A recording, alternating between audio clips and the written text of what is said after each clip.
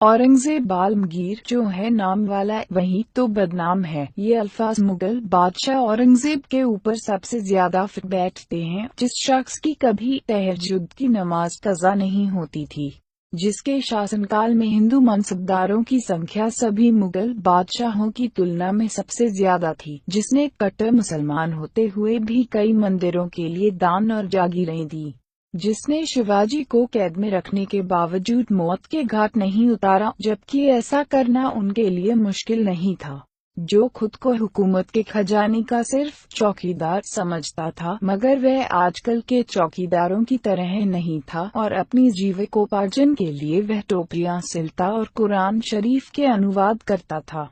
औरंगजेब ऐसा बादशाह है जिसके साथ इतिहास और तास्सुबी इतिहासकारों ने कभी न्याय नहीं किया। एक ऐसा बादशाह जिसे भारतीय इतिहास में सबसे ज्यादा बदनाम किया गया है, मगर जो अपने खानदान के तमाम बादशाहों में सबसे ज्यादा मुत्की, परहेजगार, इंसाफ पसंद, खुदा से डरने वाला, हलाल रिज़्क खाने वाला और तहज्जुद गुजार बंदा था। उस बादशाह का नाम है हजरत औरंगजेब रहमतुल्लाह अलैह, जिनका मज़ार पाक औरंगाबाद महाराष्ट्र में है। क्या यह आश्चर्य की बात नहीं है कि हिंदू धर्म के सिद्धांतों, कर्मकांडों का यथाविधि पालन करने वाले व्यक्ति को समर्पित हिंदू कहा जाता है।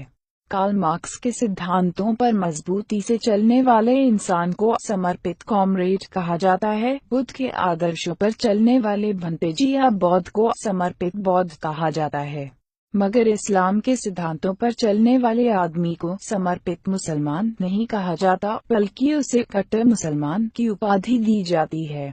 इसी भेदभाव का शिकार औरंगजेब जैसे बादशाह को भी होना पड़ा और आज तक उनके साथ ये लक़ब जुड़ा है कि वह एक कट्टर मुसलमान था, जो एक मंजने प्रतिदिन उतरवा कर ही खाना खाता था। जबकि इस बात के खंडन के लिए अंग्रेज इतिहासकार प्रोफेसर अर्नाल्ड ने अपनी किताब प्रीचिंग ऑफ इस्लाम में लिखा है, औरंगजेब के दौर के इतिहास में जहां तक मैंने तफ्तीश और पड़ताल की है, मुझको पता चला है कि कहीं भी किसी भी हिंदू को जबरदस्ती मुसलमान बनाए जाने का कोई प्रमाण नहीं है। मुंशी ईश्वरी प्रसाद अपनी मशहूर किताब तारीख़-ए-हिंद में लिखते हैं, परमात्मा की शान है कि औरंगजेब जितना रियाया का खैरख्वाह था, इतिहास में उसे उतना ही ज्यादा बदनाम किया गया है। कोई उसे जालिम कहता है, कोई खूनी, मगर हकीकत में वह आलमगीर का ही लक़ब पाने का अधिकारी है। भारत में मुसलमानों की हुकूमत करीब 600 साल तक रही।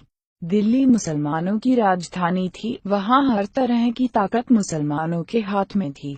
अगर मुस्लिम बादशाह हिंदुओं को तलवार के बल पर मुसलमान बनाना चाहते तो वे सबसे पहले दिल्ली और आसपास के हिंदुओं को ही मुसलमान बनाते, क्योंकि ऐसा करने से उनकी हुकूमत को भी एक तरह से सुरक्षा मिल जाती, क्योंकि आसपास कोई दुश्मन आबादी ही नहीं रह जाती जो हुकूमत के खिलाफ विद्रोह कर सके। मगर यह एक आश्चर्यजनक तथ्य हमें नजर आता है कि दिल्ली और उसके आसपास 50 मील की आबादी हमेशा बहुसंख्यक हिंदुओं की ही रही और वे भी खुशहाल और इज्जत के साथ रहते आए थे। यह बात पंडित सुंदर लाला शर्मा ने गांधी की कुर्बानी से सबक नामक लेख में व्यक्त किया है। औरंगजेब यदि किसी को जबरदस्ती मुसलमान बनाना चाहते तो इसके लिए उनके सबसे बड़े दुश्मन शिवाजी का पोता शाहूजी सबसे आसान शिकार था, जो 7 साल की उम्र में कैद होकर आया था। मगर औरंगजेब ने शाहूजी की परवरिश एक मराठा राजकुमार की तरह की और कभी भी उनके धर्मांतरण का कोई प्रयास नहीं किया, बल्कि उन्होंने खुद व्यक्तिगत रुचि लेकर शाहूजी की शादी बहादुर जी मराठा की बेटी के साथ धूमधाम से की, जैसे कोई बाप अपने बेटे की शादी कराता है।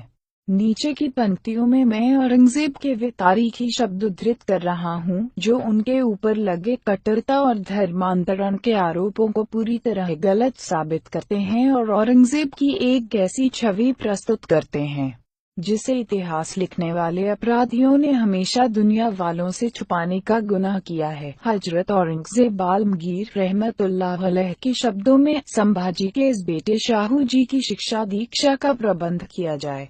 इसके लिए दक्षिण से अच्छे पंडित बुलावा लिए जाएं, उनकी शिक्षा दीक्षा मराठा रीति रिवाजों के अनुसार की जाए और हाँ, शिवाजी की बेगम हमारी कैद में हैं। वे चाहें तो दक्षिण से अपने खास दास दासियों को अपने पास बुलावा सकती है जो एक राजा की बीवी के साथ रहा करते हैं।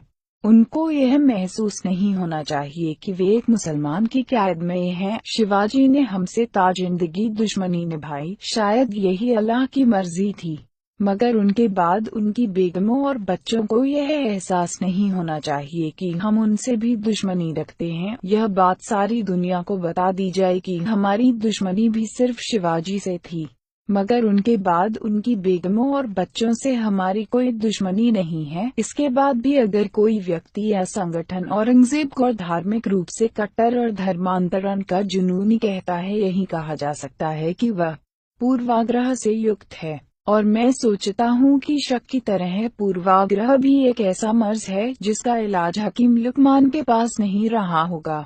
किसी सड़क पर से औरंगजेब के नाम की तख्ती को हटा लेने से इतिहास में उनके नाम की तख्ती पर कोई फर्क नहीं पड़ेगा। कलम जब निष्पक्ष होकर इस देश का इतिहास लिखेगी तो वह लिखेगी कि औरंगजेब कट्टर नहीं था, बल्कि जिन्होंने उनके नाम की तख्ती को हटाने का काम किया है वे सबसे बड़े कट्टर, धर्मांध, असहिष्णु और पूर्वाग्रही प्राणी थे। अगर आपको यह वीडियो अच्छी लगी तो इसे लाइक करें, शेयर करें, कमेंट करें और सब्सक्राइब करना मत भूलना हमारे चैनल को।